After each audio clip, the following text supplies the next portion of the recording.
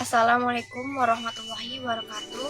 Perkenalkan, nama saya Nikoma Febi Maharani dari kelas 11 MIPA 3 SMAN 22 Jakarta. Di sini saya akan mempresentasikan materi presentasi tentang tokoh nasional yang berperan dalam kemerdekaan Indonesia, yaitu tokoh Sultan Syahrir. Ada 6 materi yang saya akan jelaskan di presentasi ini. Yang pertama, latar belakang. Kedua, masa pendudukan Jepang. Ketiga, masa revolusi nasionalis Indonesia. Yang keempat,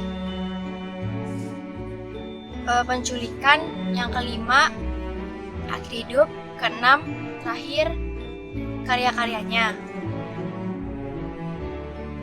Pada slide pertama, saya akan menjelaskan tentang latar belakangnya.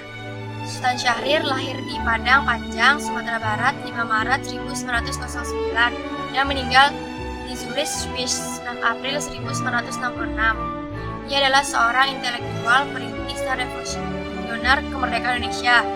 Setelah Indonesia merdeka, ia menjadi politikus dan Perdana Menteri pertama Indonesia.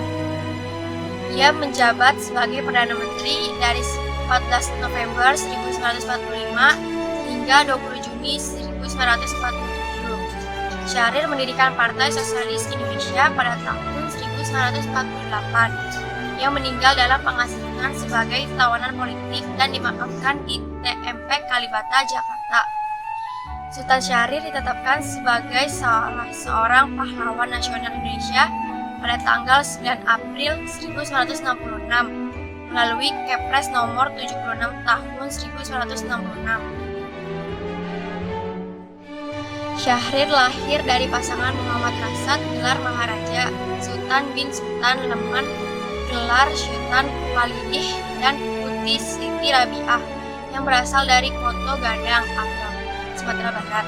Ayahnya menjabat sebagai penasehat Sultan Delhi dan kepala jaksa Landrat di Medan. Syahrir bersaudara seayah dengan Rohana Kudus, aktivis serta wartawan wanita yang terbuka.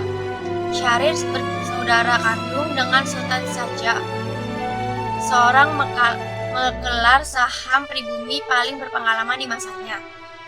Syahrir mengenyam SD dan sekolah menengah terbaik di Medan. Hal ini mengantarkannya kepada berbagai buku-buku asing dan ratusan novel Belanda. Malamnya dia mengamen di Hotel De Boer atau kini Hotel Notre Dharma Delhi, hotel khusus untuk tamu-tamu Eropa. Yang kedua, masa pendudukan Jepang. Syahrir membangun jaringan gerakan bawah tanah antifasis. Syahrir yakin Jepang tak mungkin memenangkan perang. Oleh karena itu, kaum pergerakan mesti menyiapkan diri untuk merebut kemerdekaan di saat yang tepat.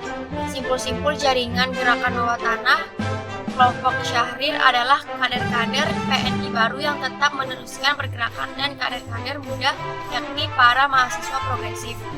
Sastra, seorang tokoh senior pergerakan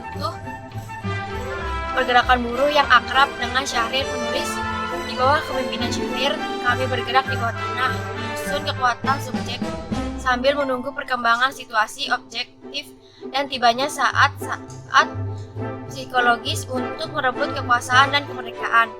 Situasi objektif itu pun semakin terang ketika Jepang makin terdesak oleh pasukan sekutu. Syahrir mengetahui perkembangan Perang Dunia dengan cara sembunyi-sembunyi, mendengarkan berita dari stasiun radio luar negeri. Kala itu semua radio tak bisa menangkap berita luar negeri karena disegel oleh Jepang. Berita-berita tersebut kemudian ia sampaikan ke Hatta. Sembari itu, Syahrir menyiapkan gerakan bawah tanah untuk merebut kekuasaan dari tanah Jepang.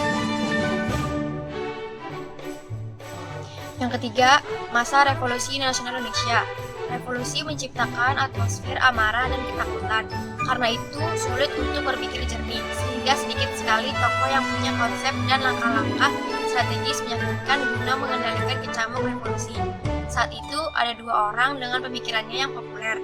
Kemudian dianut banyak kalangan pejuang republik.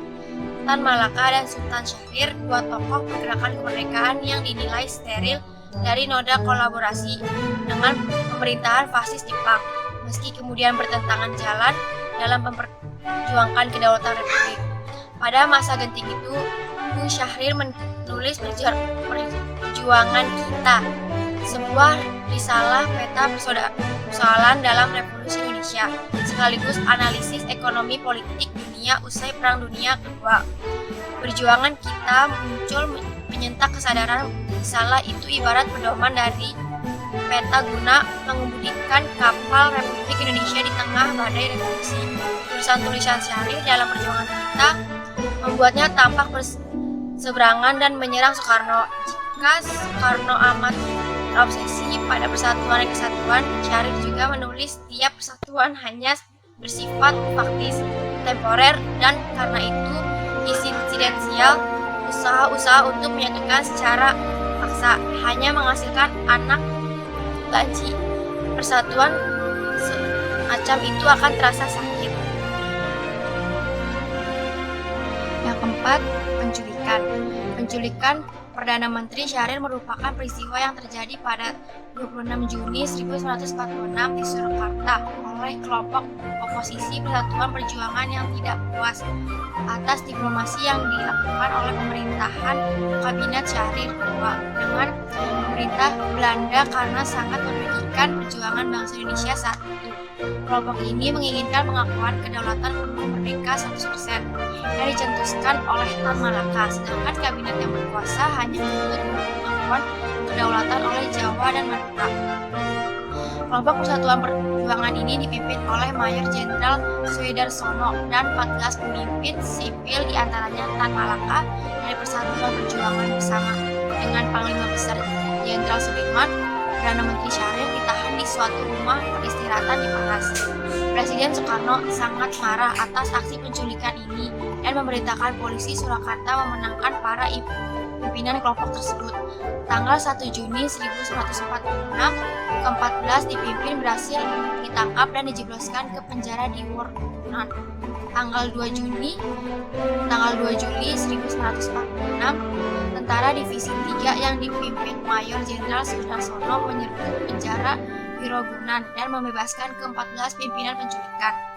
Presiden Soekarno marah mendengar penyerbuan penjara dan memerintahkan Letnan Kolonel Soeharto, pemimpin tentara di Surakarta, untuk menangkap Maijen Sudarsono dan pimpinan penculikan. Letkol Soeharto menolak pemerintah ini karena dia tidak mau menangkap pemimpin atasnya sendiri. Dia hanya mau menangkap para pemberontak kalau ada perintah langsung dari Kepala Staf Militer Republik Indonesia, Jenderal Sudirman. Presiden Soekarno sangat marah atas penolakan ini dan menjuluki Letkol Soeharto sebagai perwira kelas kepala atau KPLI. Yang kelima, akhir hidup. Tahun 1955, PSI gagal mengumpulkan suara dalam pemilihan umum pertama di Indonesia. Setelah kasus PRRI tahun 1986, hubungan Sultan Syahrir dan Presiden Soekarno memburuk sampai akhirnya PSI dibubarkan tahun 1960. Tahun 1962 hingga 1965, Syahrir ditangkap dan dipenjarakan tanpa diadili sampai menderita stroke. Setelah itu, Syahrir diizinkan untuk berobat ke Zurich, Swiss. Salah seorang kawan dekat yang pernah menjabat wakil ketua PSI, Sugondo Djopuspito, mengantarkan di Bandara Kemayoran dan Syahrir memeluk Sugondo dengan air mata. Syahrir akhirnya meninggal di Swiss pada tanggal 9 April 1966. Yang terakhir, 6. Karya-karyanya. Yang pertama, Pikiran dan Perjuangan tahun 1950, kumpulan karangan dari majalah Daulat Rakyat dan majalah-majalah lain tahun 1931 sampai 1940. Pergerakan Sekerja tahun 1933. Yang ketiga, Perjuangan Kita tahun 1945. Yang keempat, Incidents over Perensian tahun 1946 atau kumpulan surat-surat dan karangan-karangan dari penjara Cipinang dan tempat pembuangan di Digul dan Banda Neura dari tahun 1934 sampai 1938, versi digital dan biblio. Yang kelima, Renungan Indonesia tahun 1951. Yang keenam, Out of Exile tahun 1949. Yang ketujuh, Renungan dan Perjuangan tahun 1990. Yang kedelapan, Sosialisme dan Marxisme tahun 1967. Yang kesembilan, Nasionalisme dan Internasionalisme tahun 1953. Yang ke-10, karangan-karangan dalam sikap, suara sosialis, dan majalah-majalah lain.